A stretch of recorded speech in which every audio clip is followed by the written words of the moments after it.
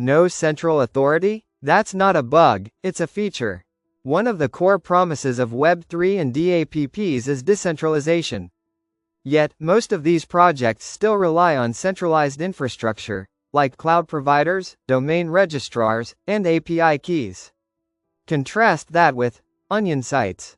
These are fully distributed by design. No one owns the Tor network. Anyone can run a relay. Websites are hosted anonymously, without relying on a corporation. That's not just decentralized, it's practically anarchist. And yet, it works. 2. Identity is optional. On the surface web, you're often forced to log in, verify your phone number, or hand over personal details just to access basic services. On the dark web, you can show up as nobody, and that's okay. This lack of mandatory identity is radical.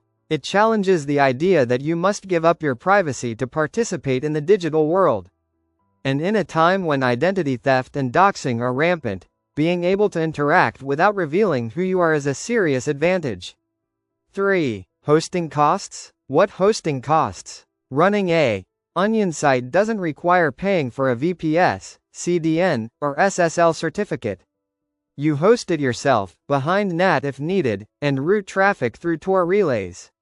That makes it accessible to anyone with a laptop and a little technical know-how. This lowers the barrier to entry dramatically. Want to launch a forum? A blog? So the question is a whistleblower drop?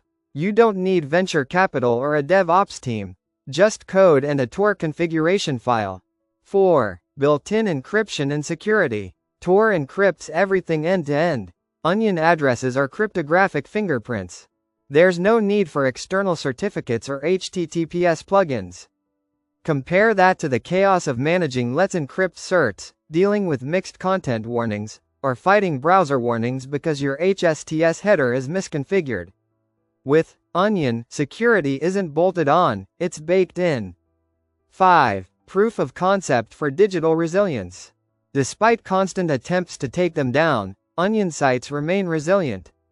News outlets, forums, and critical communication tools continue to operate without interruption. This proves that a decentralized model can survive censorship, surveillance, and even legal pressure. If we want to build the next generation of internet infrastructure, secure, open, and fair, we could learn a lot from studying how dark web websites have already done it.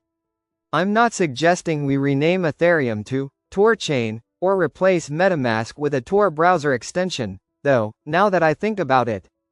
But I am saying that if we're serious about decentralization, privacy, and user empowerment, we should stop dismissing the dark web as just a haven for sketchy marketplaces.